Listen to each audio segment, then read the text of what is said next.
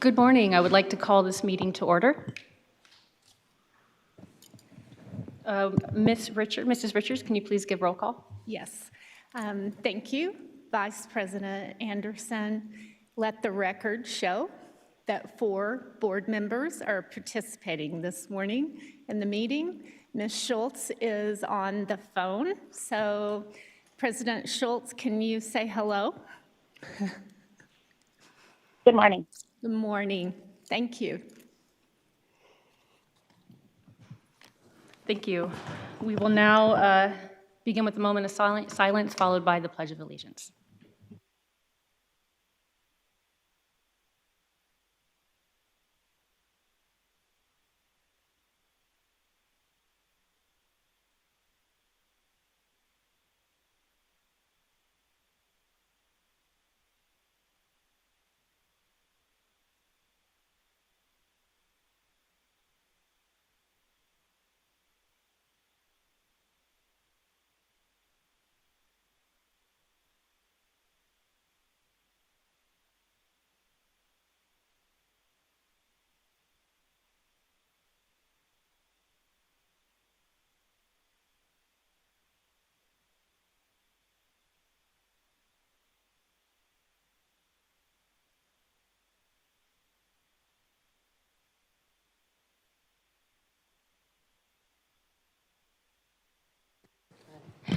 Next, I'd like to motion to move into a public hearing for the proposed budget of fiscal year. You should approve the agenda. Oh, I need to approve the agenda first. I apologize. Thank you. I motion to approve the agenda. Seconded. Questions or comments before we move forward? All those in favor? Aye. Aye. Aye. Motion carries 4-0. Next, I motion that we move into a public hearing for the proposed budget of the fiscal year 2024. Seconded. All those in favor? Aye. Aye. Aye. Motion carries 4-0. Mr. Tyler, are you be leading this? Good morning, Vice President Anderson, members of the board.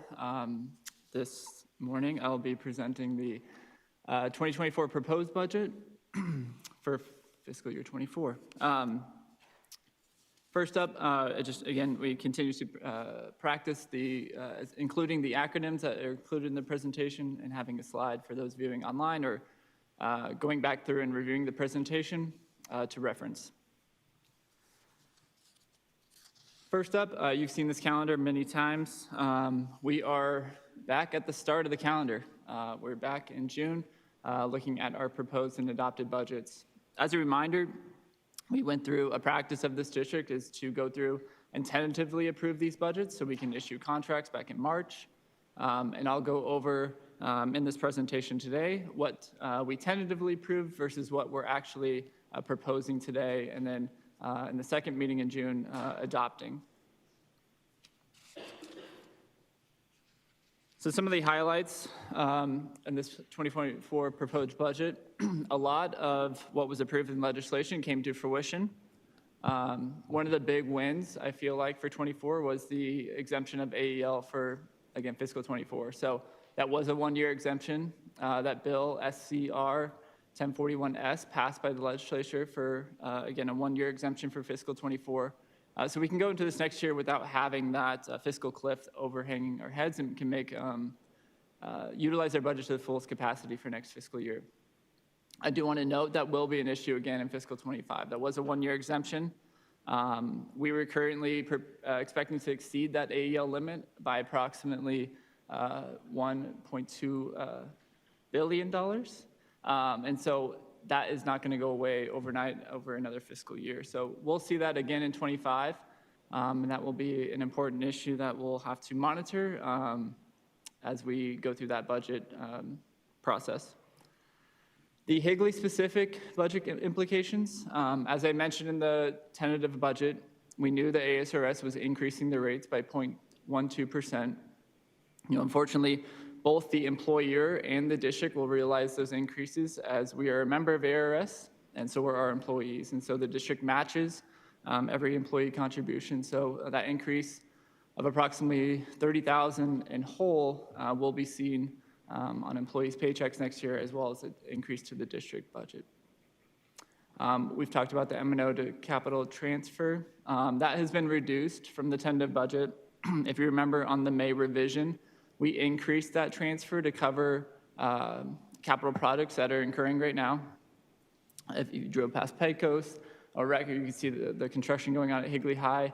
There's also construction at Santan. And so the summer is the ideal time in which we can get into sites without students and not affect the educational environment and make those enhancements or improvements where needed. So that May revision that you approved for fiscal budget 23, the current year, increased that transfer. So we're moving that money back in the proposed budget, like I mentioned. And again, that transfer covers lease payments, our middle school lease payment. While we did refinance that, we still have that payment for the next 30 years. In addition, it's going to cover some of our major capital maintenance projects that are slated for next fiscal year. In addition, the Higley budget implications include the 24 approved compensation increases. Those were, in summary, 2% increase to the certified, classified, exempt, and admin, as well as supplemental schedules, as well as increases to the subrates, and then the $1 per hour increase to the classified hourly. So that will all take effect July 1, and as we've issued contracts, those are all reflected on those contracts. So the other implications as a whole, looking at the K-12 budget bill, we knew the base level support was going to increase 2%. At least that's what I assumed, and that's actually what came to fruition. So what that means for the district, that was about a $1.7 million increase, which I included in that tentatively approved budget. What I didn't know and what we didn't assume was the results-based funding being shifted to the base level support. So this move was an effort to kind of spread the money, from my understanding, across all districts. Results-based funding, if you don't know, is given to schools who qualify based on, I don't know what test it is now. I think ASBA, AZ Merit. There's been a number of different names. AASA AAS, currently, that Yeah. it keeps changing, right? So that results-based funding was awarded to qualifying schools based on percentage of students that met that. There's a threshold. Higley, being a very high-achieving district, had 7 qualifying schools this last year. And so what this move does is it negatively affects high-achieving districts, unfortunately. That increase of 0.9% to the base is a net impact of $780,000. The issue is we've been receiving funds of excess of $1.3 million this year. So that is actually a decrease in funding for Higley Unified going into next year of $520,000. So that will be an important point of emphasis in our conversations with Meet and Confer team. As Higley's practice, we've paid all that money out to all our staff, being weighted on different levels, the qualifying schools being the highest weighted, A schools, B schools, et cetera. So that is going to directly affect our employees and the amount of money they're receiving. So I know that'll be a topic of conversation with Meet and Confer, and we'll look to have a proposal as we go into next year. So moving down, $20 million towards district additional assistance. This is part of the former governor's plan to continue to allocate money to capital, knowing that it's underfunded. So that $20 million to the whole of all school districts, that estimated impact for Higley is $550,000. In addition, I did not anticipate the governor including $300 million of one-time state aid funding. That money is unrestricted, but it is one time. And so that $300 million towards all K-12 education equals about $3.49 million for Higley Unified. With Higley continuing to see capital needs, one of the proposals is to allocate that to capital as its one-time money. I'll go into that in a little later detail. In addition to this budget, one thing that was not discussed on the tentative approval, nor did we have numbers on assessed valuation at that time, was a potential to look forward towards levying adjacent waste funding. So Higley Unified District has utilized adjacent ways, and so does a number of different districts, for the specific purpose in statute, which is to improve sidewalks, roadways, and public right-of-ways that are used for bus and fire equipment. This funding is basically levied by the 5 of you, or 4 on the phone, but 5 as the board, on the adopted budget, if you so wish to choose. The proposal today would be 1.5 million, and this would get us through the next 3 to 5 years of projects. So to date, just this year, we've spent close to $800,000 in adjacent ways funding, most of that being at Higley High and Santan, improving the traffic flow modifications. As you know, traffic at Higley High's parent drop-off, and pickup is hectic, and we've had accidents in a number of different instances over there. And so we're making improvements to the better good of people who travel down Pecos and Wrecker. And so we're utilizing this funding for its intended purpose. And so we do have a number of other projects that we are slated to, move forward with if we have additional funding, one being Williamsfield. That's the next one, as well as Sossman and Cooley have different bus drop-off implications. And so we want to continue to enhance these public right-of-ways and make them safer for all. And that's why we're proposing a tax levy. So what that would mean is a one-time levy for fiscal '24 of 16 cents per $100,000 of assessed valuation.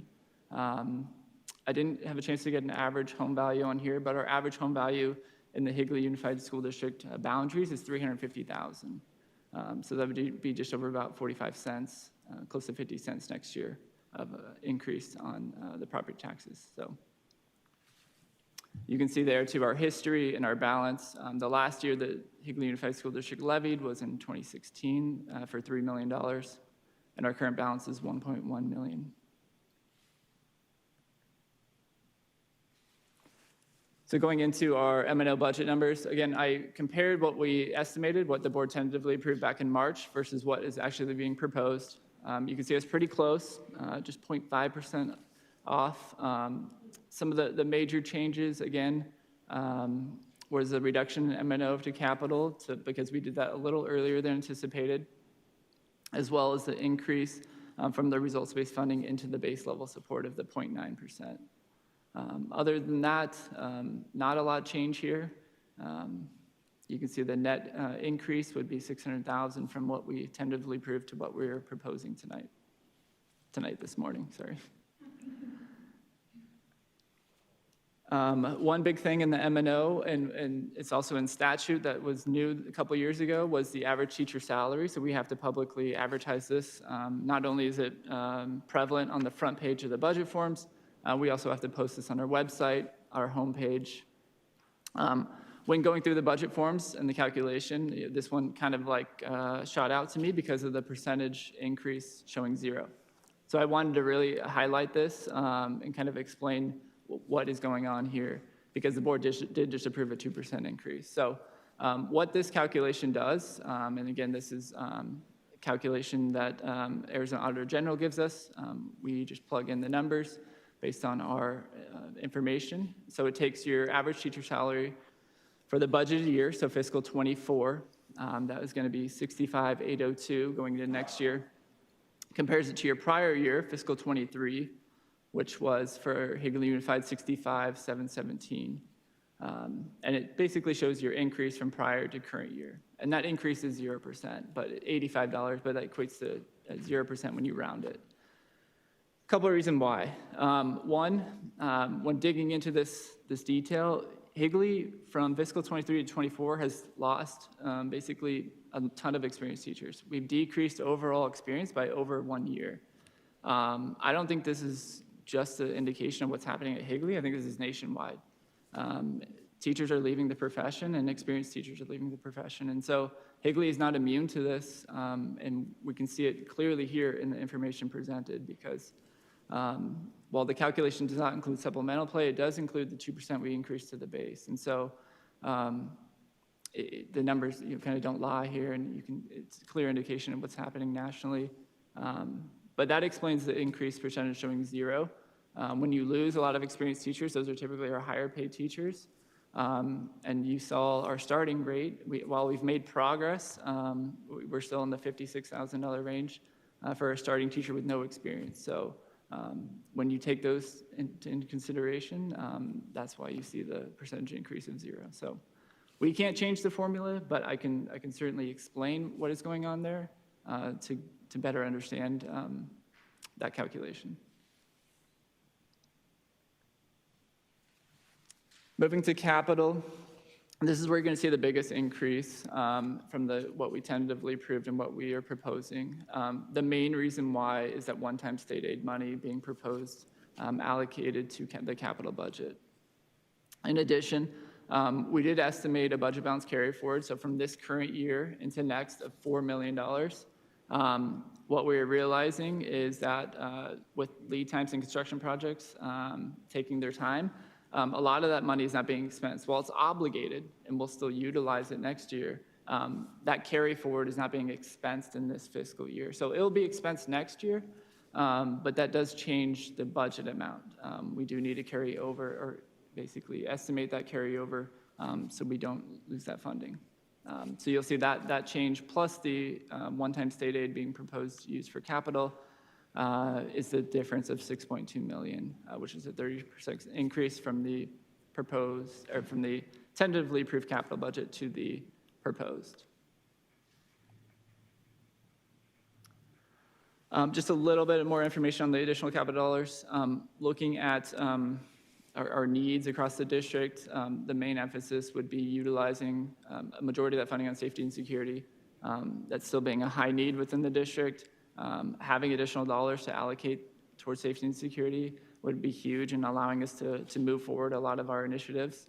In addition, moving forward some of our major maintenance projects that were on our 5-year capital plan, we can move forward some of those and utilize this one-time funding to kind of take that 5-year capital plan and kind of move it forward 1 year with some of those projects. Not every project, but the highest need projects, and move those forward. With that, this is, again, June 7th, the proposed budget. If there's any comments, recommendations, we'll make any adjustments needed and bring that back at the adopted budget on June 28th. Once that budget's adopted, we hope to have no revisions in December, but we may need to revise the budget to adjust for enrollment. One of the things with the current budget practice at the state is we have to estimate enrollment for next year. We're currently funded, so a lot of times what districts do and what we've practiced is to not increase ADM, to leave it flat of what we budgeted last year. That's just the safest way. If we increase, great, we can revise up. And if we decrease, then we can revise down, vice versa. And that would be done on December, and then again, we'd come back again in May and revise to our actual 100-day numbers. So with that, if there's any questions, I'll be happy to answer. At this time, there is allowance for public comment if anybody wants to come forward and speak or ask questions. Related to budget. Of course, related to this. Come on up. Sorry, thank you.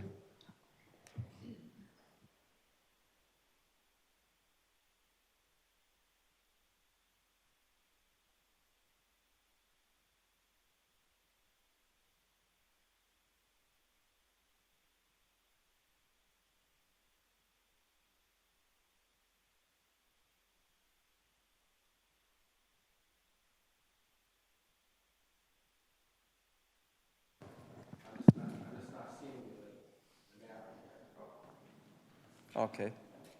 Yeah, so the 45-cent tax increase was my estimate on an average home value within Higley Unified School District. This is a one-time levy to levy $1.5 million. So it would be, if whatever your home value is, again, it's not the Zillow home value, but if you look at your tax documentation, you take $100,000, and if it's $400,000, then 16 cents times 4 would get that.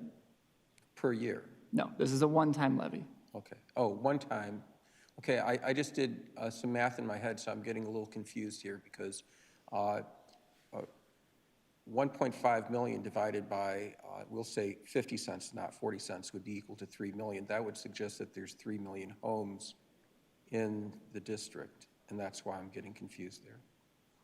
Again, I was using an example on an average home value of the district. Home values range vary across our district, so it would be $100,000 per assessed valuation, 16 cents per $100,000. It's, the numbers still aren't jiving in my head, because even, I mean, I know there's some, $10 million homes here, but even then, that still isn't enough to make it up. So the numbers just aren't, they're just not coming together because, so that would be, okay, so $10 million, that would be, we'll say $5 per home. So you take 1.5 divided by that would suggest that there's 300,000 $10 million homes in the district. So the numbers just isn't adding up in my head. Maybe I'd be happy to sit maybe with I'm you. not getting something quite right. I'd be happy to schedule a meeting and sit with you and explain. Say what? I'd be happy to set a meeting with you and explain the. Yeah, maybe that would be something good. We could talk on the phone, and then we could figure it out. And please stop me if this is not the correct time to mention this. One thing that I would really like to see is to have some sort of committee that involves community members and teachers and staff members and administrators to go over and develop this budget together, because when I look at this, it's like, I feel you're not trying to blindside me, to pull any tricks on me. I know that. I know what kind of person you are. Nobody's trying to play any tricks on me, but when I see this budget, it comes at me as a shock. But if we had some sort of mechanism where the community, where we could have a committee with community members in that committee reviewing the budget and helping with developing that budget, then I think that things might work out better, so that way things are in alignment with what the community values. And that is one thing that has been on my mind. But with that, I think I've said my piece. We also need to be careful that, I'll just throw in this last part, that we need to really, really look at things with a fine piece, very carefully, because, we might wind up spending money on things that really aren't necessary, so and that would prevent us from making those mistakes. But thank you very much for listening to me. Yeah. Vice President Anderson, Mr. Moore. The levy, what is it that, can you discuss the need that created this? And I mean,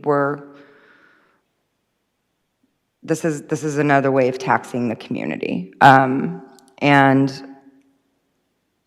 I mean, history, people in the area, don't like bonds, don't like overrides, don't like to be taxed.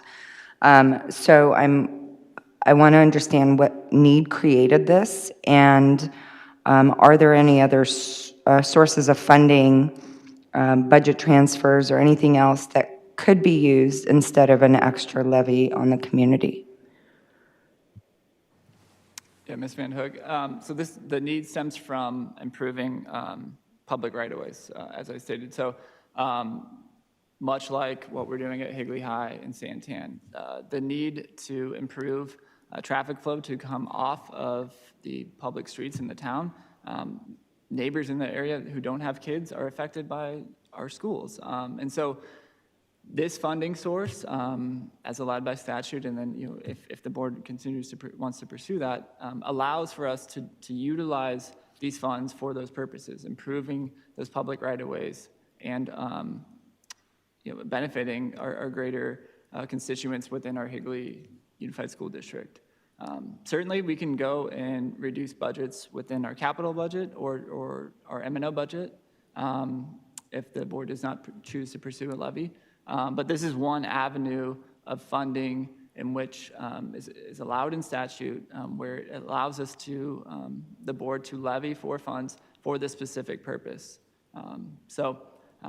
I would be remiss if I didn't provide the board with this information as an additional way to fund some of these projects and give you guys all the information necessary to make an educated decision on this budget. I'm constantly looking for, as identified in our strategic plan, additional revenue sources to support our needs. So this is one of those. Vice President Anderson and Board Member Van Hook, something else too that, at least the way I look at things when it comes to budget, the idea of on Higley Road, especially if you travel from Higley and it's either before school or after school, the amount of money we can save in gas alone from not having to do stop and go traffic would equate to that in the course of a year. So if I'm paying 50 cents, the amount of money I can save by not having to have traffic issues on Higley, traffic issues on Wrecker, and Pecos for some of these things is beneficial for all aspects. And for those of us who I recognize and understand it's another 50 cents or whatever your home value could be, so mine could be above that or less than. I hear what you're saying, and I agree with you. The idea that when we just do tax and you just do tax, especially with respect to education, a lot of individuals in our community do not see the benefit of these taxes if they don't have kids. This is something that is an easy way to see some of the changes at the very least. So when it comes time for us to look at, do we do this levy? Are we going to approve it? We have a better opportunity of at least expressing to the community, these are the ways in which not only are we making people safer day in and day out, but you have less traffic. I don't know if you drive in there during that time frame, it's awful and dangerous because, I mean, I taught high school kids, they do not care about your life or theirs apparently when they drive sometimes. So it's beneficial. Vice President Anderson, Mr. Moore, I just lost my train of thought. Is there a way that the city can assist with this and without seeing a financial impact to the community, such as a tax? Yeah, we work very closely with the town of Gilbert on various grants and improvements. We did apply for about $1.5 million, or actually close to $2 million in different grants that would basically help supplement some of this funding. So we're continuing to pursue that. We were not awarded any of those in that first round, but we have, that's very loud. We have relationships with the town of Gilbert, and we do try to find other sources of funding. Ultimately, how long do you wait? Our enrollment at the high schools continues to grow. And so just looking in the near future, this is the opportunity or an option to address that going into next year.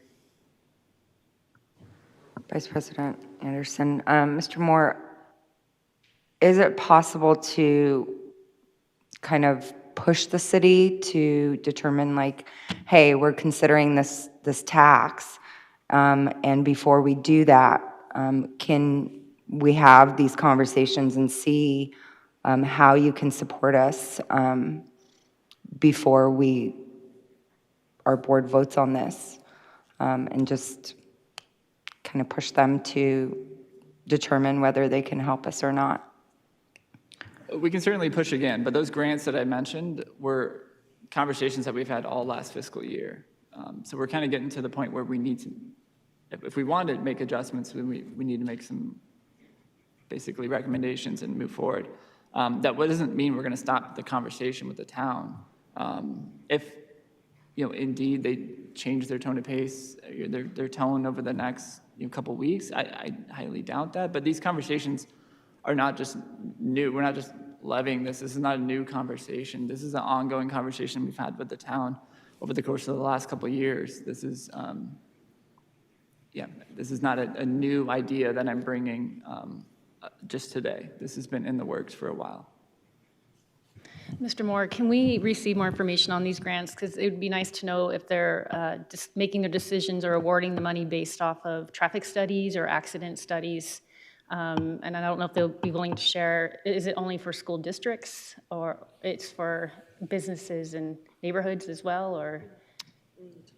to my understanding, there's municipalities, there's other industries that are able to apply for these grants. So I can get you more information on those.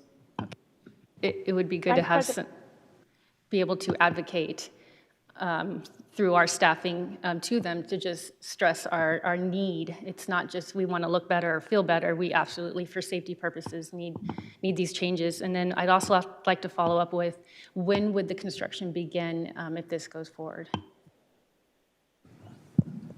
Yeah, so currently we don't have enough funding to proceed with that. We have started the initial preliminary civil engineering in terms of analyzing where we can go, what are our options. The town of Gilbert has already been involved in those conversations.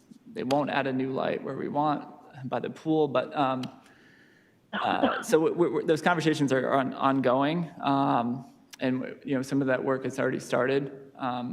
The next step would be to basically have funding to support some of these costs and move forward with that. So, yeah. Mrs. Schultz, did you have a question? I did, for Mr. Moore. Mr. Moore, correct me if I'm wrong, but I believe it was at least a month, maybe several months ago, where you put this presentation together with us, where we talked all about the grants and about how you were trying to work with the town and the safety issues. And so this is something that you presented to us, and we saw the community safety aspect of it and what the town was willing to do for us, correct? I can't recall if that was a board presentation. It might have been in line with the transportation department. He may have mentioned it, or the maintenance. And in addition to when we were talking about the Chase building people as well, I believe.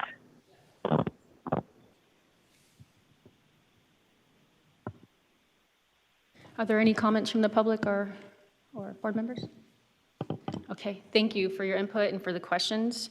I would now like to move that we reconvene in open session. Seconded. All those in favor? Aye. Aye. Motion carries 4-0.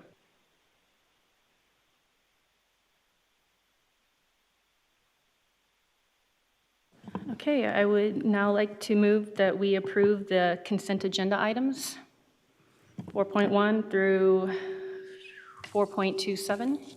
Second. Any questions or comments before we move forward? All right, all those in favor? Aye.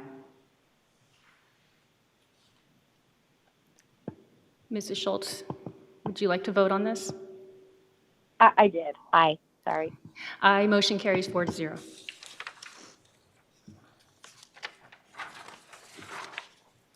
Okay, we're now moving on to our information items. Our first information item is the science.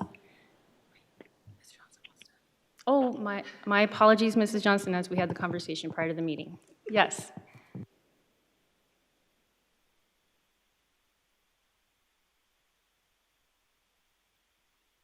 Sorry, I'm not on. I'd like to introduce our new assistant principal at Williamsfield High School. This is Miss Heather Wallace. She will be joining us soon.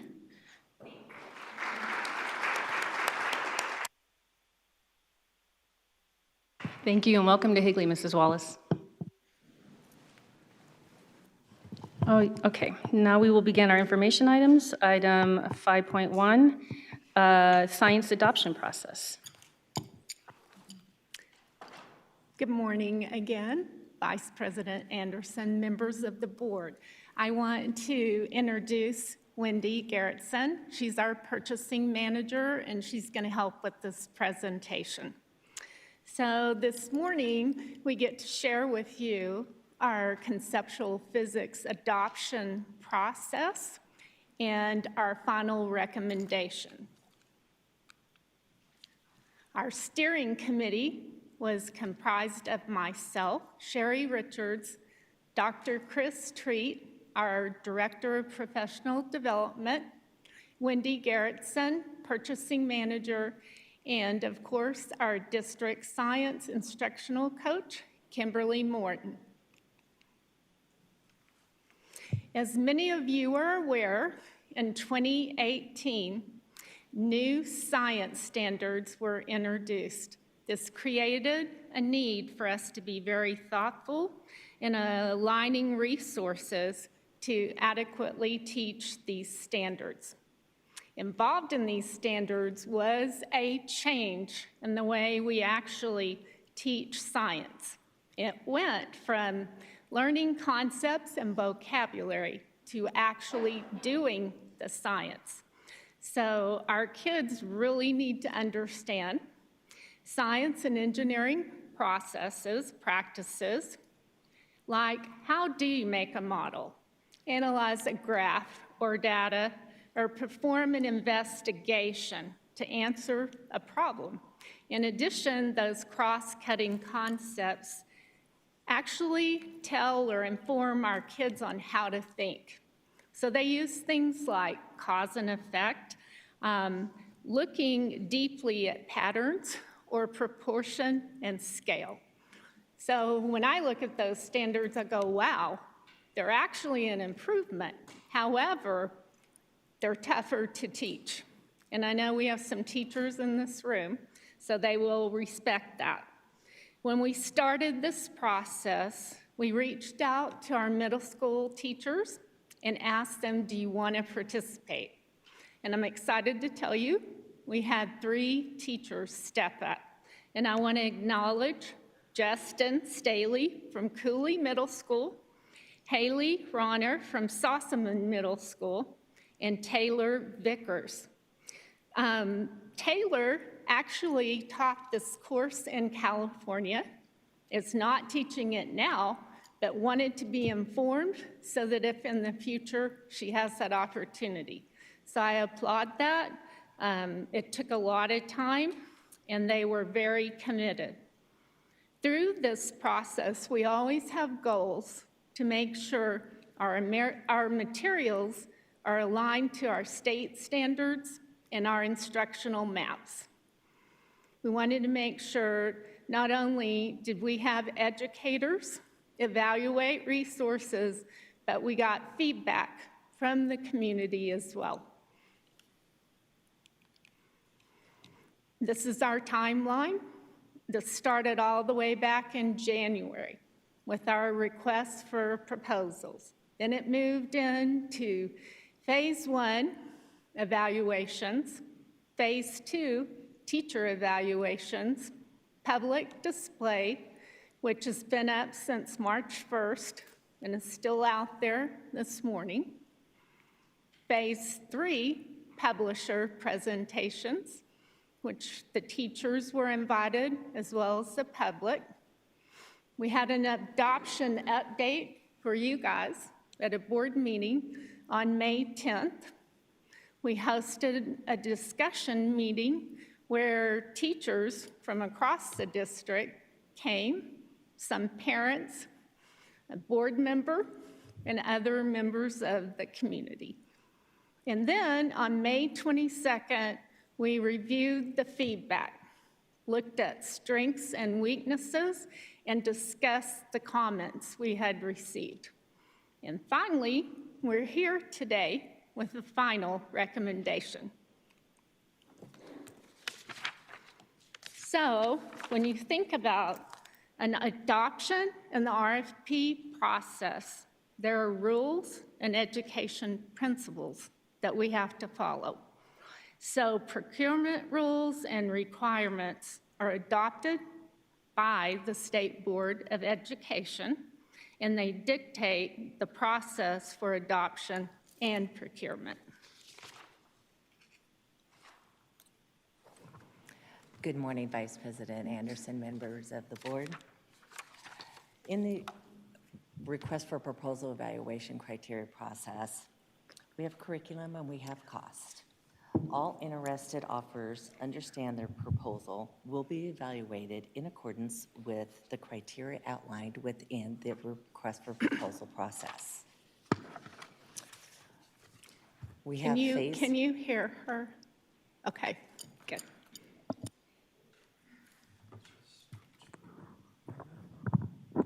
I'm not loud enough. I've never been told that.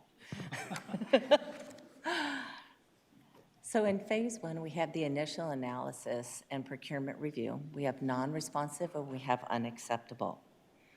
The non-responsive means that it does not meet the basic procurement requirements. Unacceptable, the meaning behind that is it does not meet the basic curriculum criteria. Back in January, we had 4 vendors submit bids for our solicitation. The steering committee members evaluated the submission from vendors to determine which submissions adhered to our scope of work within the request for proposal process. Of the vendors that submitted the bids, 2 vendors sufficiently met the request for proposal criteria and were cost effective, and they moved forward into phase 2.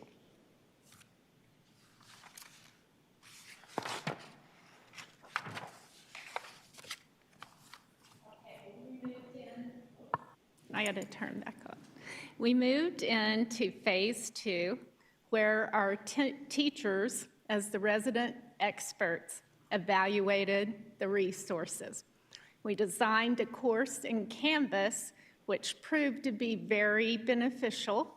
Teachers could go through the resources, score them on their own time, and we weren't pulling them away from instructing their kids, which I think was really powerful too, because I know sometimes I get in a room and I start listening to what other people are saying, and I might be swayed, but they were able to focus and evaluate and then come back together.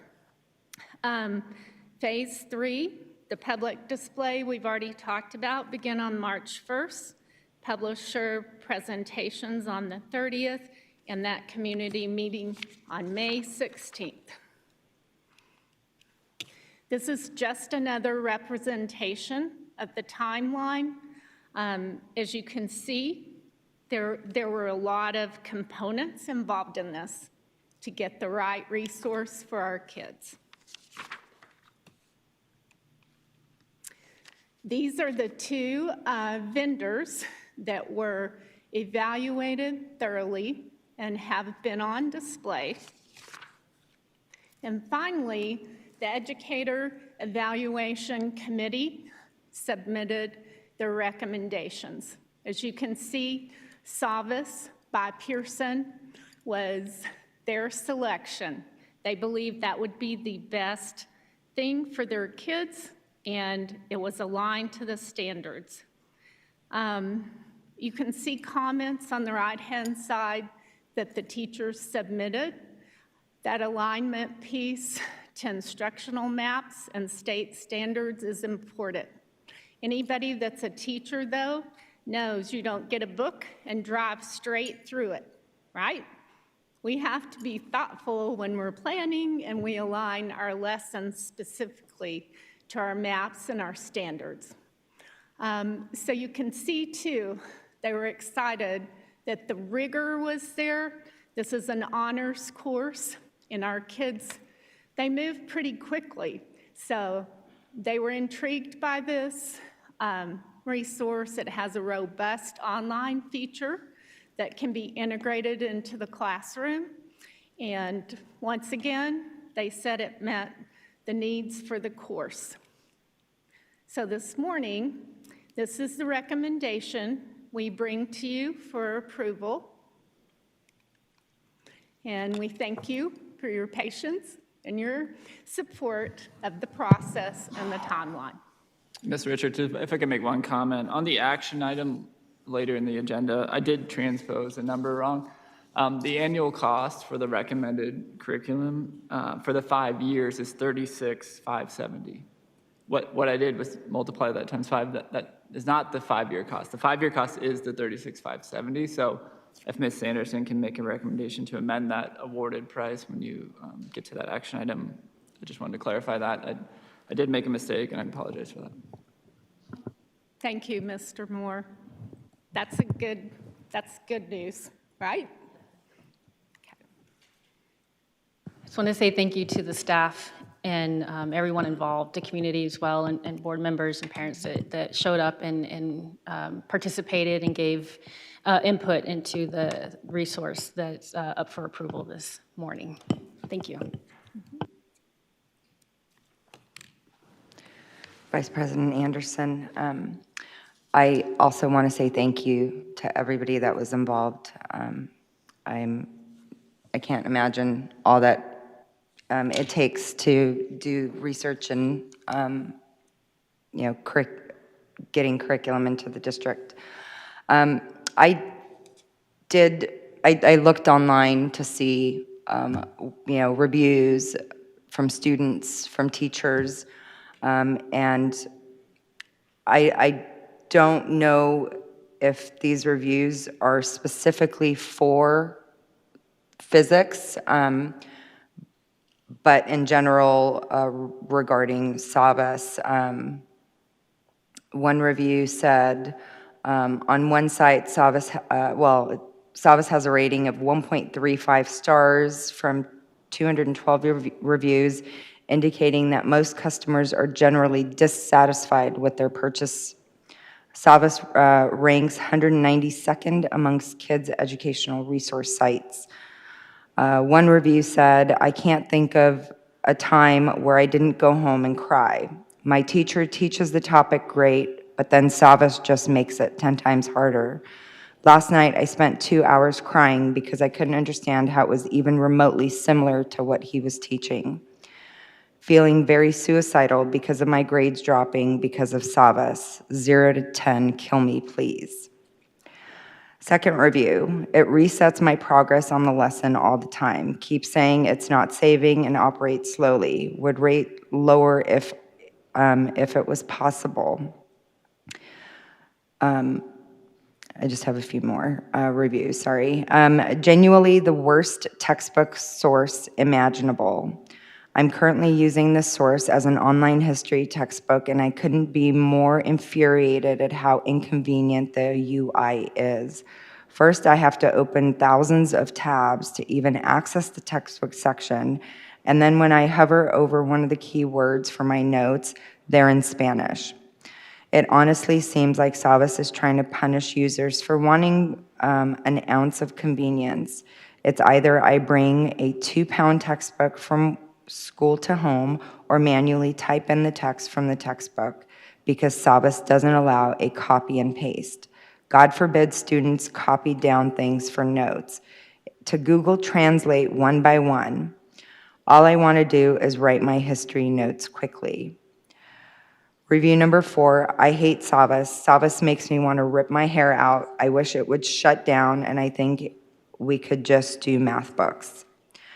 A nightmare for students and teachers. The online textbook has absolutely no way to navigate by page number. There is a search function that returns multiple pages that mention the page number, including table of contents and index pages, but no way to actually get to, say, page 57 directly.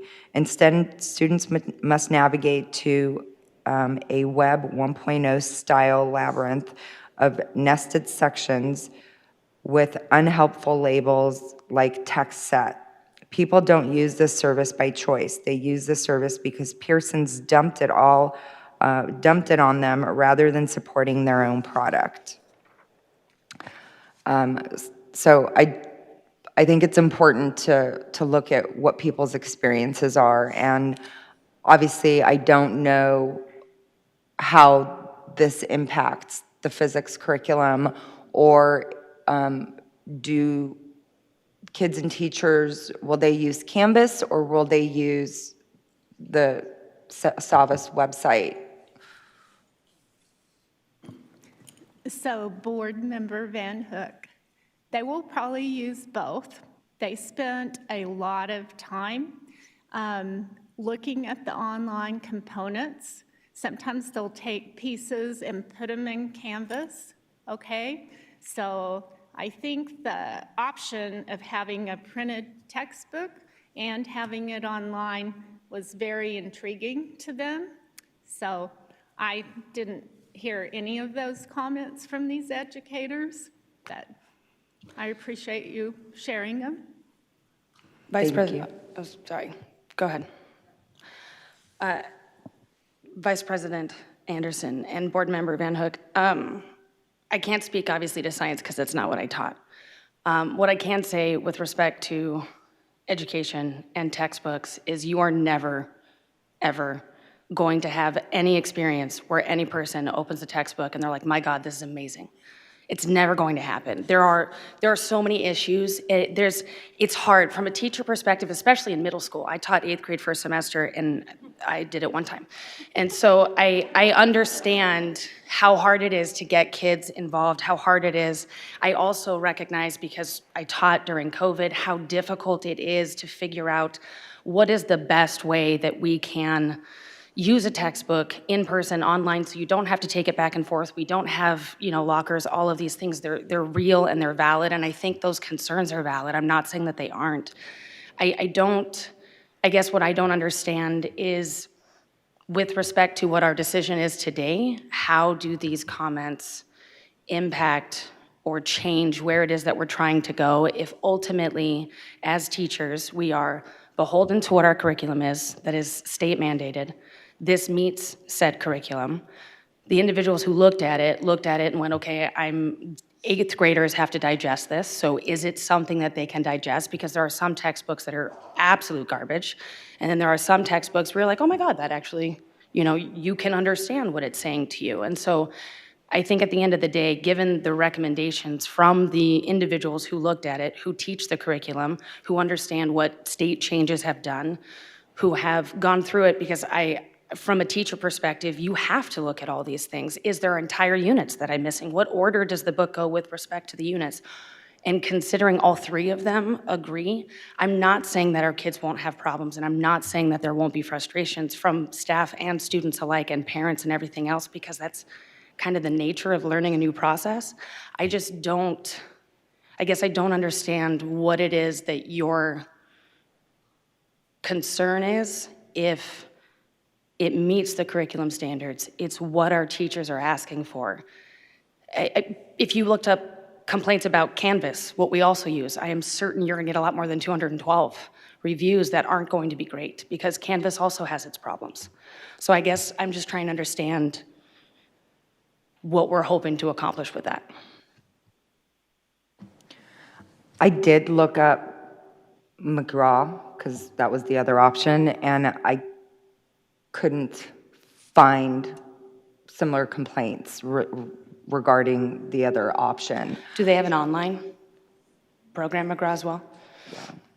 So I just wanted to share the information that I did find between the two, and obviously the majority of complaints was related to Savas. So that's all I have to share as far as public reviews. I hear you, and I mean, ultimately, as a teacher, I think we hear those things, right? I also not knowing what subject, because there are certain subjects where that is literally the statement of every student that comes out of there. Those types of things. The time frame of that might also matter when some of those reviews were done, considering if it was at the start of them creating their online stuff, because like when Canvas started, it was garbage, and they have routinely made updates because they constantly get that feedback. College Board, same thing. College Board's improved in the last couple of years. When it started, was garbage, and we use it as minimal as possible, but as they start to hear some of these things, so it's beneficial for us. What we start with now and what their online may be may change, but at the end of the day, the content in the book won't, and that's still what we need. So I mean, I appreciate it. I just was trying to understand. Ms. Richards, and thank you, both of you. Thank you for your proactiveness in looking up the information, and thank you for the insight, Ms. Wade. A couple questions for you. What support will Savas provide, and for how long? What are we expecting from them, and how? Let's hold them accountable as well if they're receiving such reviews. So, Vice President Anderson, Ms. Kimberly Morton is working directly with the company, should you guys approve this, to ensure that we have training as needed. And I can get more specifics on that if you would like, and include it in status this was kind of step one, if you guys approve the recommendation, that I know what you're saying, because the professional development and support's important. Because if we do have issues with online, are they going to take care of us? And how quickly will they take care of us? So let me find out specifics about the PD. Thank you so much. And then I think you've answered my second question, but my question was, what is the plan for the curriculum coach with this newly adopted material? But that is the plan, to work with the company and to provide communication and training for our staff. Is that beginning now? Has she already? Well, Of course. No, it has not begun. Never mind. okay. Can you reframe the question for me, or? You answered the question, how our Okay. curriculum coach would be involved. Okay. Thank you. Thank you. Vice President Anderson, another thing that I want to bring up about SABIS is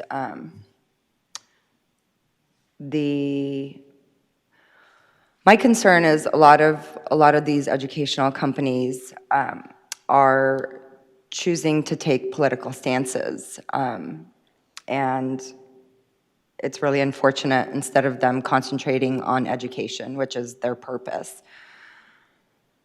And we've seen on social media, I'm sure we've all seen what's been posted on social media, is the fact that both McGraw and SABIS support what is called culturally responsive learning initiatives, which ultimately is CRT. Now, I know that the books were available for the community to see, and in all fairness, that was posted on the website and not necessarily the community didn't get an email saying, hey, there's this textbook, these textbooks are available, come and take a look at them. We didn't find out that they'd been available since March until the last meeting, I think. But at the same time, even when I came, like, the books are huge. Like, there's not enough time for me to be able to sit here and go through the entire book to see the context of it, and to fully be able to understand what's in there. There's just not enough time for a quick visit. So it does greatly concern me that where these companies are choosing to go, and and the community is concerned about that as well. They bring their kids to our district to learn a subject, and not bringing politics into it. And when we are paying companies that are taking political stance, the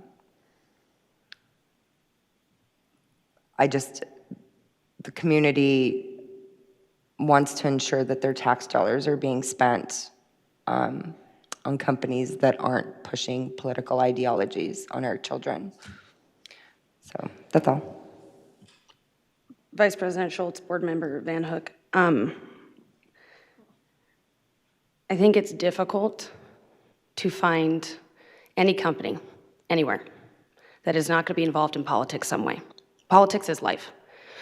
Whether or not we expand the road to accommodate traffic is ultimately political, right? Like, the idea that what our expectations are of companies are to not exist and engage in the community is I don't think a fair assessment when making decisions on what we should be doing and what is best for our students. I recognize that you might have different political feels with respect to how we address the fact that we are a diverse culture, we are a diverse community, and the needs of those individuals who represent a wide array of demographics deserve to be seen and heard and recognized. And I recognize and hear that you differ in how some of those things can come about. But that shouldn't be present when you're looking at whether or not a textbook that is generated is beneficial or not. Like, I hear you, but when it comes time to make these decisions, we are never going to find a company that is going to meet everyone's desires up here for the 5 of us on the board or people in the community with respect to what their politics are, because we all have differences. We all have different views, different perspectives, different day-to-day lives. We should look at, what is the product you have in front of us? Is this a product that could meet whatever needs? And then we hope that it will be successful, yes.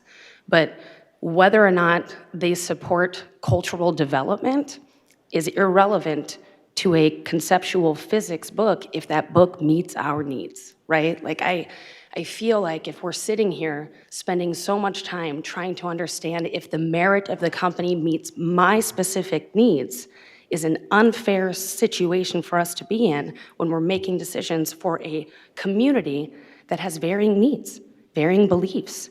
Instead, let's look at what is in front of us with that book. Does it meet curriculum? Yes. Is this something that the teachers think that they could successfully teach with? Yes. Are we meeting the standards that we need to do? Is it something that they think is successful for what they need for the year? These are the things that we should be focusing on, because we're never going to agree on politics for a good portion of stuff. This textbook shouldn't be political. What that company does is their choice as a private company. Our choosing to purchase their textbook is because that textbook meets our needs. If we are living our lives only going to places that meet our needs, we're going to be in a severely difficult situation and have the potential of an inferior product out of spite. So I hear you, and I understand. I'm not trying to say that your beliefs on that don't matter, and that's part of the reason why you're on this board, to represent those beliefs. How does that matter for what we're choosing on this textbook? That's what I'm trying to get at. Because the organization's beliefs impact what they're putting out, the product that they're providing, that we're purchasing. And so if their company has any type of, change the words however you want. Ultimately, it all comes down to CRT.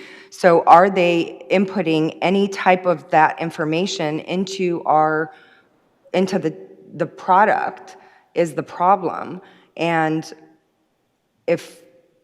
we're using tax dollars to buy this. So the whole point is, don't bring your politics into our textbooks. And unfortunately, it's happening. And yes, it's gonna, my purpose is, let's keep politics out of our schools. But when we support companies that are bringing it into our schools with their product, that's where the problem is. I guess what I'm struggling with at the present is, you are asking humans to remove their bias from a situation. And that is not possible, because we are all biased. Every single one of us in every single action that we do, right? Right now you're talking about CRT, which I struggle with the use of that, because it gets thrown around with no explanation of how a conceptual physics textbook is apparently expressing CRT by acknowledging cultural differences. And at the end of the day, we're talking about physics. Nothing about physics has any business talking about anything other than physics, right? So again, I recognize, you sit there and you say that it should be, but you've also expressed that you didn't look at the textbook. And I don't mean this in a disrespectful fashion, because I would argue your ability to make this recommendation is the same as mine. I have no way of looking at that textbook and going, yeah, that's what we need. You know why? Because I don't teach it. I never taught it at all. Instead, I look at the individuals who did this and I say, I respect your education, I respect your experience, and I respect your position, and you say this is what works for you, I'm going to believe it. Because until somebody comes to me and says, this textbook is teaching all kinds of things, I can't live my life trying to make decisions when every single corner you're saying you don't trust something before it has even happened, right? Like, we will never get anywhere because a good portion of individuals in education, because the way things are going, are looking at diversity, equity, inclusion, because there are diversity of learners. Inclusion is important to ensure all students get to learn with equity and choice and options. And that is the nature of education at the present moment in time, because we have a community to serve. So when it comes down to it, you either support the recommendation of the teachers who were involved. We had months of time to do this. Again, they have expressed why it is beneficial to them. You have had opportunities, and I recognize that you're unhappy with the manner with which it was done. I think we also need to keep in mind that just because an email doesn't go out every single time we make a specific statement doesn't mean that the information is not available to those who truly care for it. And we also have to play a fine line between, do we give way too many emails that everybody ignores and so the important information never gets heard, because we dealt with that during COVID? How often were we like, dear God, stop with the emails, and then massive information got missed? I am asking, I recognize where you're coming, and I think your opinion is valued because there are people in this community that share it.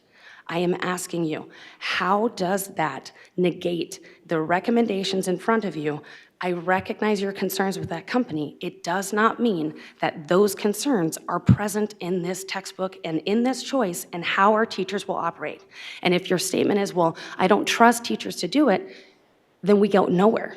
You have to extend that trust. And then should these things happen, then we absolutely get to address it. But right now, the point is, how does this negate the suggestion in front of us? Mrs. Richards, I'm not sure if you have any comments or input on this, but I was wondering if you do, if you could add to it, remind us of our district mission, our district goals, our strategic plans, and our expectations of our staff in this district. Thank you. Vice President Anderson, I do believe our process and the feedback we receive from our teachers is important, as we value them as the professional educators here. So I think it would be very similar to what Ms. Wade just expressed. I'm not the science teacher either. I can look for components and does it meet our budget with the steering committee, but they're the experts.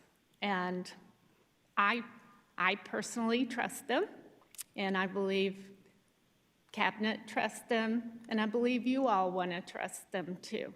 So, you know, at the end of the day, we followed the process. We made sure that the teachers had time, and they assured us that the standards were driving their thought process, along with how do you teach science now? It's not like it used to be. It's not the way it was when I taught it, and I'm actually excited about that. But it is more challenging to help kids understand science and engineering processes, cross-cutting concepts. It's a big shift in a positive direction. But I want our teachers to have what they need to be successful. Vice President Anderson, to clarify, I did look at the books, and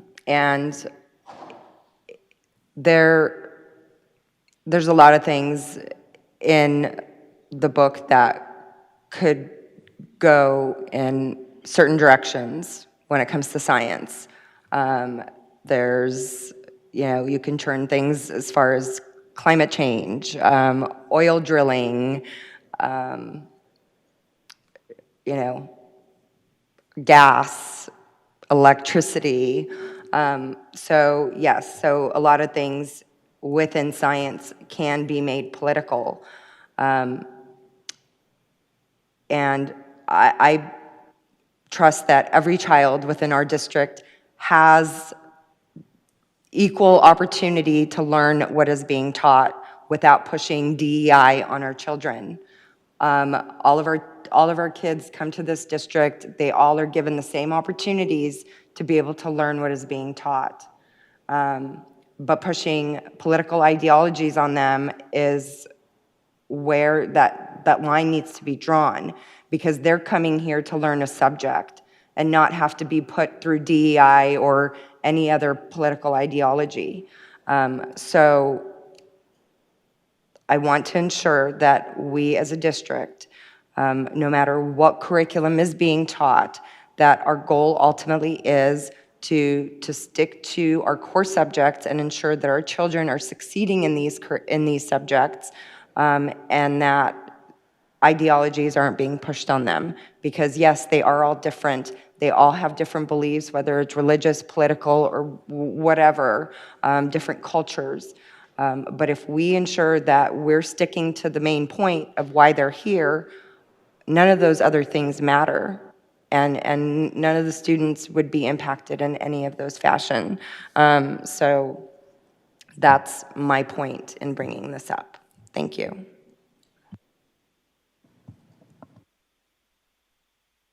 Mrs. Schultz, do you have any comments or anything you want to include in this?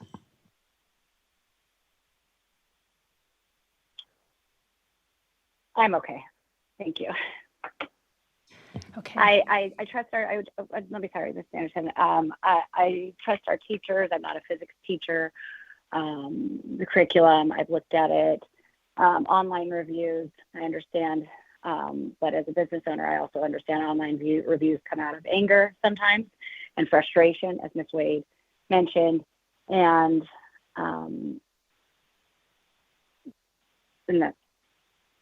that's all I want to say about that. Thank you. Thank you, Mrs. Schultz. Okay, that concludes 5.1 for information items. I would like to move on to 5.2 for the ASBA policy services information. Vice President Anderson, members of the board, I have the pleasure of presenting this. The board asked for us to provide a review of the ASB policy services. If they can pull it, there we go. And so that is what I attempted to do here. In addition, looking at what it would take to change policy services, as that was an area where the board wanted to review. So first, I thought it would be important to identify what is ASBA. And so Arizona School Board Association is a nonprofit, nonpartisan organization that provides training, leadership, and essential school services to governing boards statewide. So more than 240 governing boards are members of ASBA. It's governed by a board of directors comprised of school board members. Members have access to ASB manuals, ASB model policy manual, and policy advisory. And so what the ASB also does is keep us updated on compliance issues, anything changing in legislation. They provide guidance on recommendations for how we should adopt or revise our current policies to meet that new legislation. And they also assist with policy development. If we were looking at changing, we have several policies that are not copyrighted by ASB and that are Higley's policies. And they provide us with guidance and interpretation when developing those policies. Policy service options. This was not even a slide last year. There was no options. The trust just this year created a new K-12 model policy program. They are also rooted in state law and federal law. The trust policy services include much of the same, an online platform, assistance in districts transitioning to the model policy, the trust model policy. Again, updates on policies based on legislation, recommendations for changes to policies they have, and also policy education opportunities for governing boards and administrators. That is still being kind of rolled out. I know that's not currently available, but I know there's in the works for that. In addition to future comprehensive model policy reviews. Again, the trust is still working on offering similar professional development that ASBA currently provides as they look to grow their policy service option. To date, only 2 districts have switched over to the trust, one being Queen Creek, the other being Dysart in whole. So those decisions by those districts to move over in whole, pretty aggressive in our eyes, but I'll go over into what that would look like for Higley. The pros and cons of kind of retaining ASBA versus kind of moving away. I kind of listed bullet points here. Again, ASBA provides, the manuals, the policy manual, any legislative updates. They provide recommendations to policy change, and they also help work us through that policy adoption with the governing board. The cons, again, are the agreement, right? That was the main concern with the ASBA policy service. That agreement is a 4-year agreement. The termination policy is 50% of the remaining balance. So I listed out, the potential after 1 year, the balance that would be due after 2 years and after 3 years. So what would it cost to convert policy services? Again, these are mostly estimates with the exception of ASBA policy services, which the costs that we know it's a $5,136 annual fee. We know that it's a 48-month agreement for a total cost of $20,544. That is known. What we're estimating to convert to the trust model policy in the month of June to be ready for next fiscal year before this agreement has to be converted is the following. So the trust does have a setup fee, again, albeit $255, a one-time setup fee.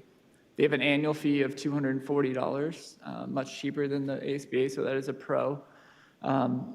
Currently, we are utilizing the $1,000 comprehensive review. We are paying for that right now, as we've indicated as a district that we are interested in transitioning to this policy. And so we are paying for that comprehensive review in this current fiscal year.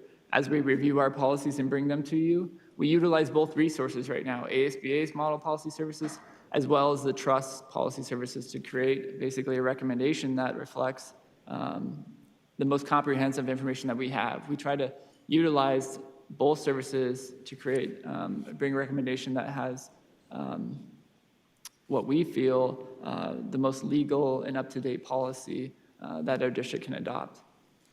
In addition, ASBA, by subscribing to their policy service, they provide a discount to board docs. That was one of the conversations. So that discount is that $2,250. So if we were to remove ASBA and want to keep board docs as our platform for governing board meetings, et cetera, there would be an additional $2,250 that we would be as annual cost. Yeah. The board docs annual subscription is $10,500 right now with ASBA. So that is a separate, we're talking policy services, but they do provide a discount. The main cost would be the cost to review all 396 policies. It's not including regulations and exhibits. And so I know there were some comments and questions regarding why does this include? Doesn't prepaid legal service cover this? And yes and no. Prepaid legal services is deductible that we do pay on the trust property casualty insurance. It's a line item, as you'll see later today, on the action item, that we pay for prepaid legal services. So that is based on use. The more we use them, the higher our premium would be. That is continuing to go up as we've had a number of instances where we've needed legal advice this fiscal year. We would not recommend just adopting the trust model policy as is, as you saw in the dress code policy. That was verbatim from the trust model policy, and I think it needs some work to fit our needs. So adopting 396 policies blanketly without reviewing those, I don't think it's in the best interest of our district. It would be a disservice, I think, to the governing board to not have a chance to review those policies in conclusion, because we do not have blanket ASBA copyrighted policies. We have a lot of district owned policies that we've adopted and modified to fit Higley's needs. So that $50,000 to $75,000 would be the cost, basically, to have a designated, basically, cabinet members, everybody that has policy. We're talking fiscal policy, we're talking procurement. There's a lot of educational policies, HR practice, to dedicate our time with legal counsel to review those policies, bring recommendations, and convert this within the next 30 days or less than 30 days. So that is how I came up with that total estimated cost. Again, very estimated, but I went through the exercise as the board asked and tried to outline that estimated cost to convert blanket over before next year. Vice So- President, Yeah, go I'm ahead. sorry. Go ahead. Essentially, the last slide here is just the recommendation to renew ASB policy while the district continues to transition policy services to the trust policy, model policy. That is our intention as a district to move that way. But again, the recommendation is to take our time and review these policies thoroughly and bring them to the governing board in sections rather than all at once, and make sure that we have vetted and ensure that these policies meet our governing board's needs as well as our district's needs. So, Thank you for that. So let's say all the one-time setup fees, everything's done. What is the ultimate price annually for trusts once everything's set up and then going forward? so it'd be that $240 annual fee. So 200 versus 5,100 for ASBA. Gosh, sorry, I don't have my glasses. I can't see.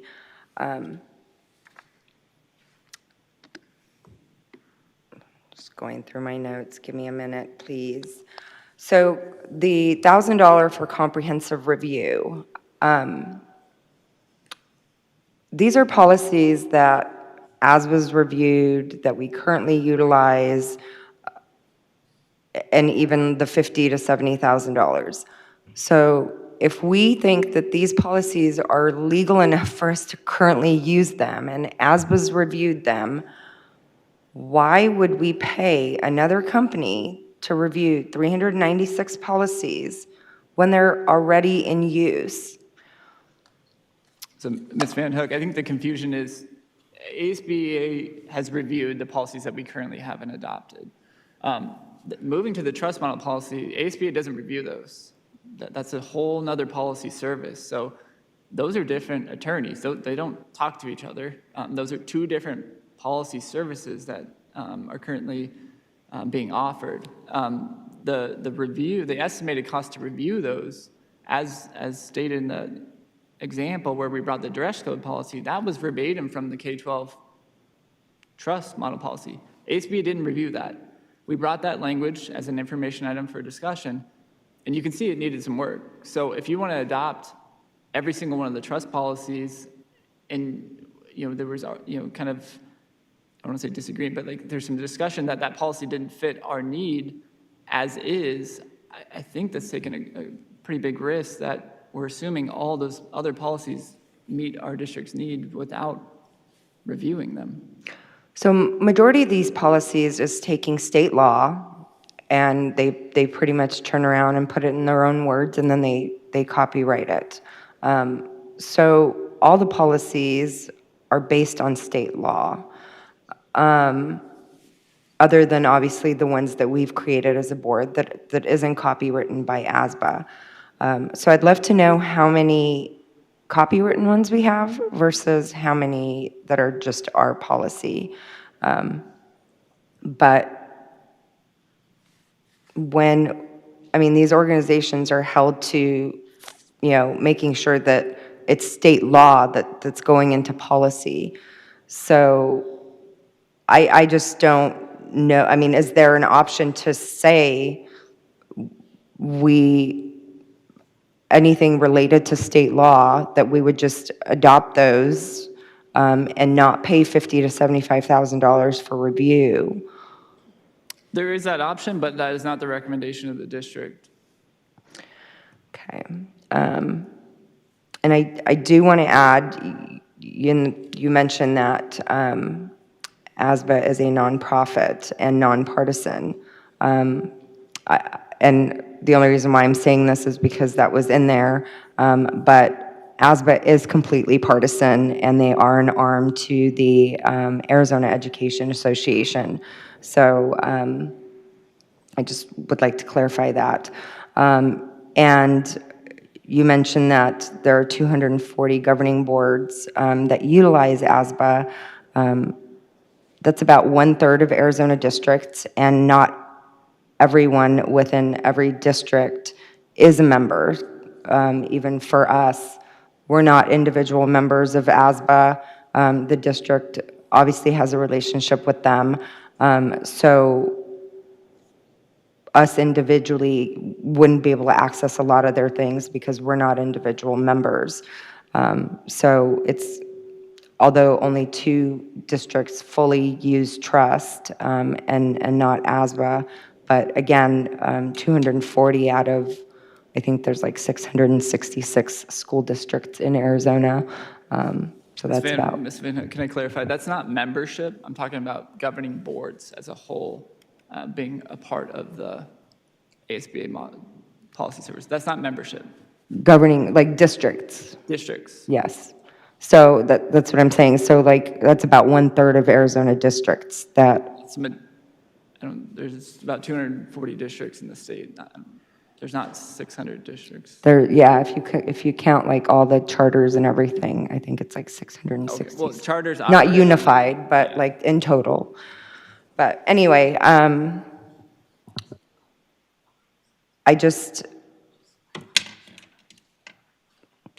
don't know, as far as like having to review all those policies when it's based on state law. I don't know. I think in the long run, there's a huge savings to be able to switch over. Vice President Anderson, can we, whoever controls the clicker, Bob, can we get to the side-by-side with the trust? The cost comparison, yeah, thank you. Because what I'm just trying to make sure I understand what it is that I'm looking at. And I recognize what Board Member Van Hook's trying to express, the idea that maybe not all 396 policies will need to be reviewed, but as a board member, considering I'm now beholden to these policies, I absolutely would like to make sure that we review things before I mean, that's part of what we're doing anyways already.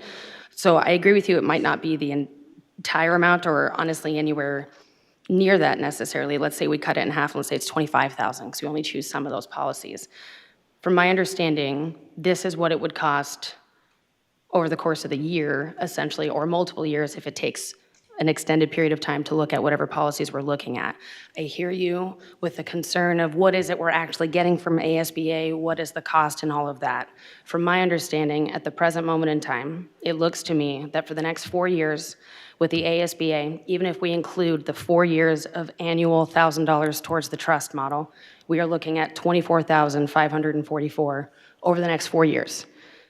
Still seems cheaper to me right now to stick with that process and then over the course of the 4 years in a slower fashion, start to look at some of these policies so it's not all coming in at once kind of deal. So what it looks like to me, and you can correct me if I'm misunderstanding the information in front of us, I don't see how it's not financially the best option right now to go with the ASBA policy.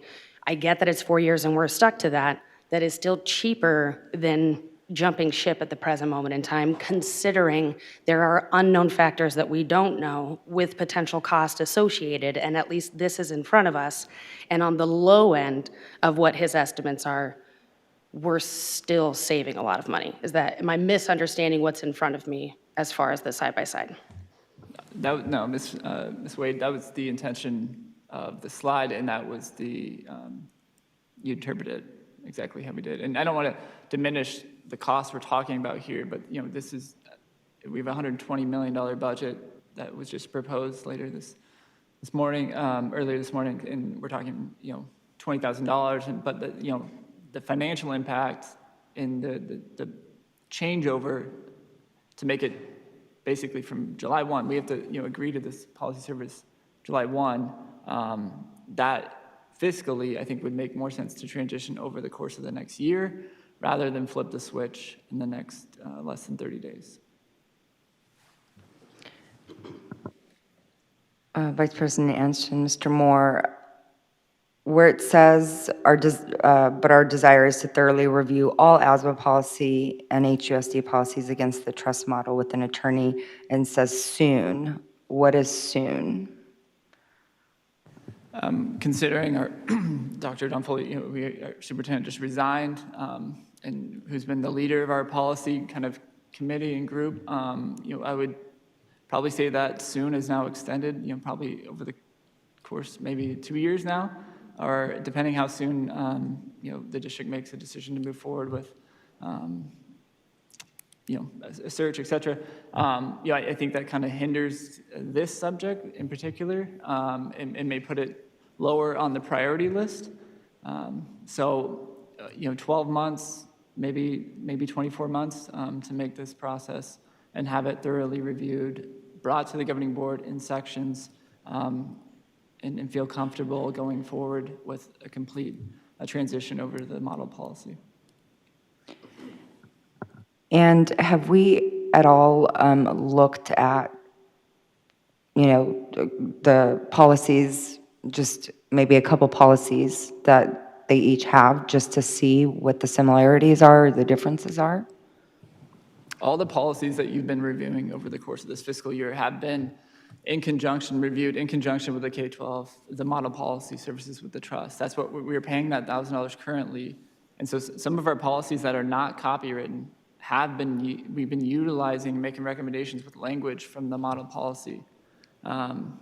So we've already been comparing these apples to apples and taking the good, the bad, and what fits our district if it's not completely copyrighted from ASBA. So we're already doing that process. Again, it's time sensitive. And that complete 50 to 75,000 is not being utilized right now as district cabinet members and various leaders in our district are reviewing these policies. We are using district time to review these policies. So the reason that estimate is in there is because we would need a lot more help to rapidly review all these policies within the next 30 days. So that is the main reason that cost is included in there. Thank you.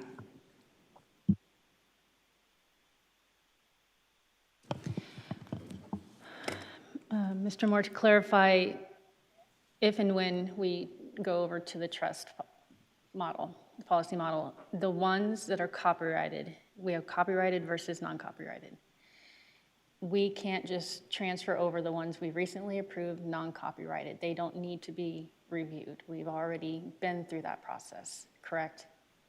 Okay, and do we have a number? Ms. Anderson, yeah, correct, yeah. Okay, and out of the 300, and I look over it, Ms. Zimmerman, but out of the 300 plus that we have, do you have an idea of how many of those would be, okay, I apologize for hitting you with that last question, but that's something I can look into myself, but that would help to also understand the cost implication. But it's good to know that we just don't have to do a whole blanket of all of our policies. Like you said, we've already been in the process of going through some of them. To your point, Vice President Anderson, that also if we assume that we are going to follow through with the ASBA policy, and we know that we have 4 years of this, if we can look at how many we've done in the last year, we can kind of then get an idea of how to progress over the next 4 years if we are in the process of transitioning, because then we can realistically say, okay, we had tackled this many policies in a year or whatever, because they do have to be reviewed by us, they do have to be approved by us, and at least this way, we are not trying to waste time essentially, or have to do things multiple times just to do it multiple times.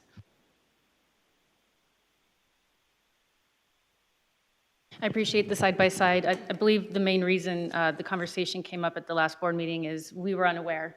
And we obviously didn't even, we were not aware of how recent it was to have an option. And I didn't even know until I was researching our policies and just looking at neighboring districts to see, and I thought, my God, I didn't, happen upon Queen Creek. So I appreciate it, not knowing that there are options and what it will look like and based off your statement in the slide that it's possible that it might be something to pursue. So I appreciate the amount of time it took to research this information and provide it to us this morning.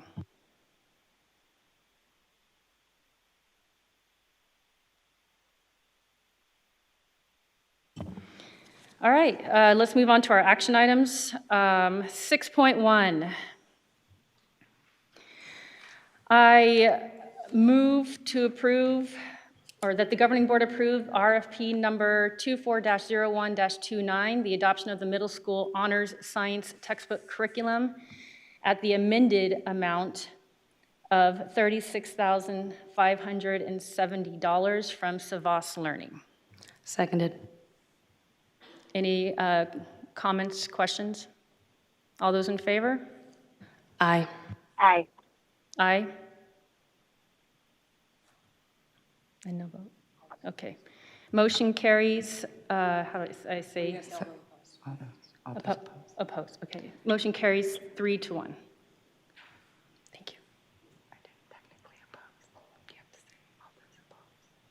Oh, okay, and then I will say, thank you, I apologize. All those in favor, we had the 3 ayes. All those that oppose, Nay. thank you. Motion carries 3-1. Thank you for that. And if I can explain my vote. Just based on the information that I shared, and I'm not, again, I want to thank everybody for all their hard work that came, to work on all this.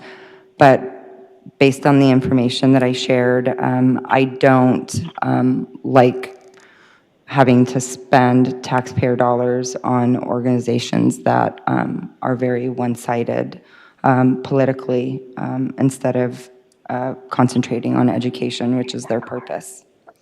Thank you. Okay, moving on to action item 6.2. I move that the governing board approve the contract renewal with ASBA for policy services for fiscal year 2024 to fiscal year 2027. Seconded. All those in favor? Aye. Aye. Aye. All those? Aye. Oh, I apologize. All right, motion carries 4-0. And if I may just make a point, so I vote aye with the hopes that over the next couple years that we can be able to transition completely and save a lot of money for the district when you compare the annual cost. Thank you. Moving Vice on. President Anderson. Mrs. Schultz, I'm sorry. I just want to say that I agree with Ms. Van Hook in that I voted aye. Initially, when we heard this in the costs last week, I was leaning towards leaving ASBA, but I'm hoping with the 4 years and the fact that we can't just do a year or two is difficult. But hopefully we can move towards saving the district money and move towards the trust in the future as well. Thank you, Mrs. Schultz. Okay. Moving on to item 6.3. I move that the governing board approve the proposed expenditure budget for fiscal year 2023-2024 as presented. Seconded. All those in favor? Aye. Aye. Aye. All those that oppose? I have a question. Oh. Can I ask a question? Yeah. We'll stop at the voting and we will redo it at the end of this. So by voting either way, does that mean that we would be voting yes or no on the levy? I think regardless, we have to have a proposed budget approved. If the board, we do have some time in which the proposed budget, there's a drop dead date.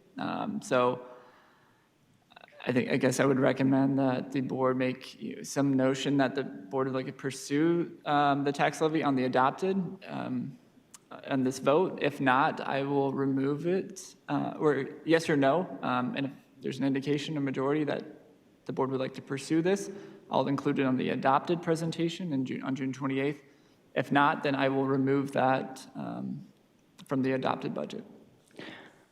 I just think that that requires a separate vote because that's a tax that we're putting on the community. I mean, it would, similar to like a bond or a override, that would require a separate vote. And I don't know if I feel comfortable voting for the entire budget with that item on there. Well, then I would just recommend then that the board vote either no. Just keep in mind, we will have to have a special session to bring the budget back, proposed budget back with that change off. So if you do not want that on there, then vote no. If you do, then vote yes. That's my recommendation. Ms. Van Hook, thank you for asking that question. I was under the assumption, yes, it was all included, and it's good to know that it was. I didn't think that through. Mr. Moore, how will that information be publicized outside of just a posting on our website? Will that be something sent out to our community and informing them of the tax increase if it does pass this afternoon? Yeah, so there's several rules that require us to post that information. So one, it's already being posted in a generally circulated publication, so the Arizona Republic meets that standard. This will also be sent to the two local papers within Gilbert, as well as it's posted on our website. So we meet the publication requirements set aside by the Arizona Department, the Arizona Auditor General. So that's where you can find that information. And then my contact information is listed on there as well. So if there's any questions, I can certainly be reached on that.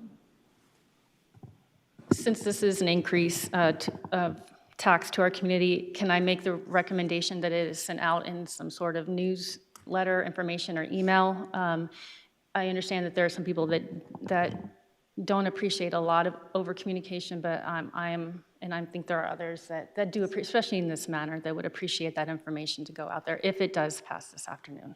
Thank you.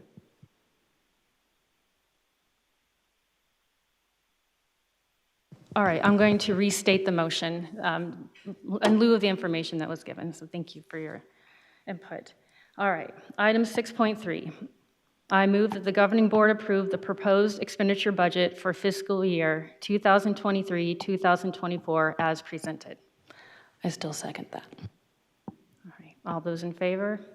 Aye. Was that an aye, Ms. Schultz? It is. Did you understand that, Ms. Zimmerman? Can you state it once more, please, Ms. Schultz? Aye. Thank you. Aye. All those that oppose? Nay. Motion carries 3-1.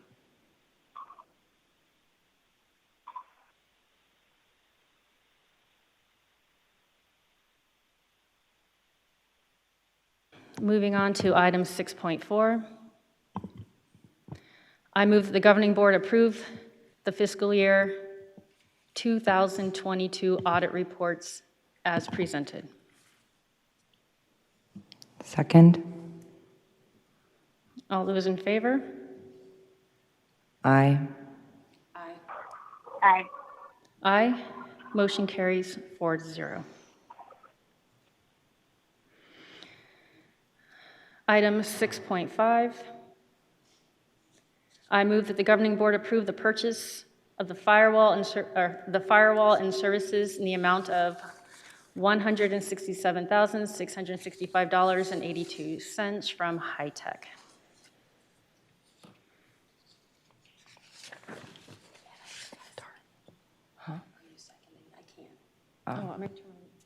Sorry. Second. All those in favor? Aye. Aye. Aye. Aye. Motion carries 4-0. May I ask a question about that? Sure. Do you have any information on this expense, or would that require IT? Yeah, Mr. Van Hook, we did invite IT here today. Oh, so, perfect. Mr. Jim Pasek and Robert Schroep. Now, I had submitted some questions in, maybe I did, maybe I didn't. But what is the reason for, this is for the firewall, correct? Yes, yes, ma'am, it is the firewall. And I know typically a lot of companies like to replace them after 5 years. But is there a reason for the replacement? Is there, I mean, are we out of space or, you know, is there some things that it's just not capable of handling anymore? What's the purpose? So, thank you for the question. The purpose of the replacement is that it is in fact end of life. So it is time to replace it. But furthermore, we want to take the opportunity at this juncture, since we are going to replace it, we hope to replace it, to change the configuration of our infrastructure to add some durability and redundancy to our internet. And so what that will allow is we currently have a plan. It's still in flux, but the current plan is to engage with a second internet provider. So we'll have 2 internet providers splitting the district basically along our high school feeder teams. One provider for the Williamsfield team, one provider for the Higley High team. We'll have enough capacity in each of those pipes that if we were to experience an internet issue, within a few hours, we would be able to cut over from one provider to the other.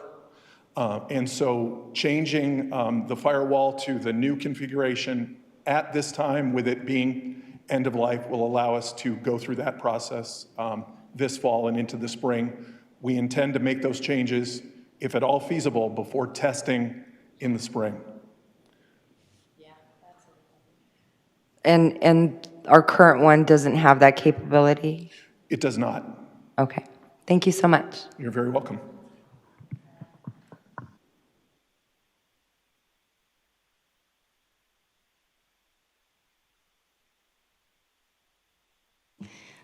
Thank you for that information.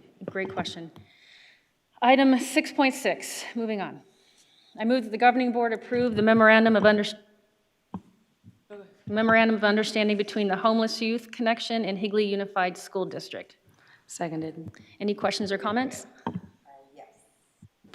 Yes, I do have a question. Who do I ask? Oh, for this? Yeah. Great. This is Melissa Garland. She's Hello. here to assist you. Thank you. So when I read this contract, one concern that I had on there is it says that parental consent is required to participate in the program, parental or guardian, but then after that, it's not required for them to provide resources to the student or be able to send this, you know, any type of resources or recommendations to the child, that parental consent is not required after that. And I'm wondering if that is somehow impacts like our parental rights law that's in place. Board Member Van Hook, that contract, when it states that parental consent is needed for a child to participate, that creates that working relationship between HUSD and the district. So, for example, when we identify a teen who is homeless and sometimes they're unaccompanied, we do get parental consent for us to allow HYC to provide those services. It's not, once they build that working relationship, the youth coach that is assigned to that student is in contact with that parent throughout the process.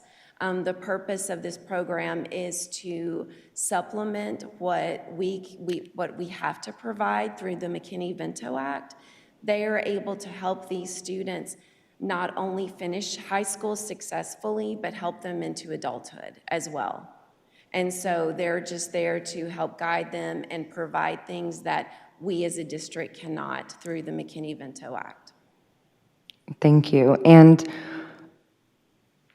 Is there, when they come on campus and meet with students, is there typically somebody from the district that's also there, or is it just their representative with the child? Typically, it's the counselor who is in charge of that caseload. So in our district, we have a contact person that myself and the homeless liaison, Allison Clark, that we communicate with. And at the high schools, it's one counselor who is, who kind of takes that lead. So they're the ones that help set up those meetings, and I know you've probably noticed in the MOU that it states that they understand it's important for students to be in the class as much as possible. They really try their hardest to make sure those quick meetings happen. Sometimes they could be before school or after school, but it's always in conjunction with when it works for the student, and the parent at times will attend. I've attended some as well. We just want to make sure that we're all working collectively to help that student the best we can. And I just want to make sure that like the whole parental or guardian contact isn't missed, because obviously the homelessness would cause like lack of internet, email access and things like that. So I just want to ensure that Absolutely. obviously we would assume that they're following within the Arizona Parental Bill of Rights, and making sure that that parent is included, or guardian, if there's somebody that's in charge of this child, whether homeless or not, and I want to ensure that that's being included in there. Oh, absolutely. It always is. We would never introduce that partnership into the situation with the student without the parent or guardian knowing what we were doing. And they agree. And sometimes they decline. If they decline, that's fine. It's up to them. Thank you. And do we, is it possible to get a number of like how many students within the district? Typically, it's less than 10 that we refer to them in a school year. So it's not very many, but it's really important, and it's a very good service that we can partner with. I agree. Thank you so much. Thank you. Thank you. We have had this seconded, so I will move on to all those in favor. Aye. Aye. Aye. Aye. Motion carries 4-0. Moving on to 6.7. I move that the governing board authorize the expenditure of $1,035,000. Adult, and I can't read that number. $542 for property casualty insurance to the trust for the fiscal year of 2023-2024. Seconded. Any questions or comments? Oh, okay, can't think, nothing right now, okay.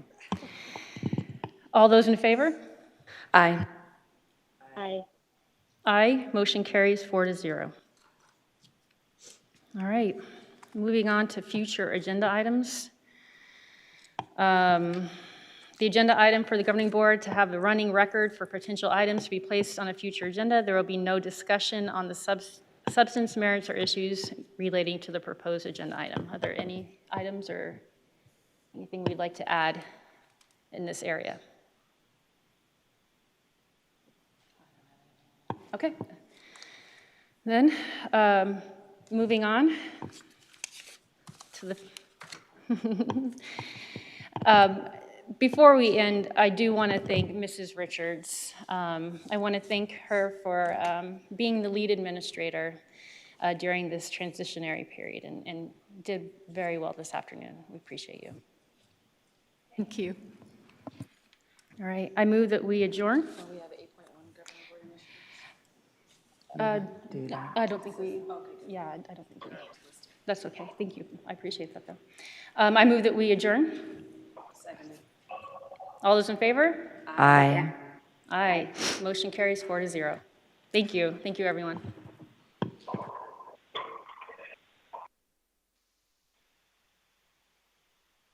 is now exiting.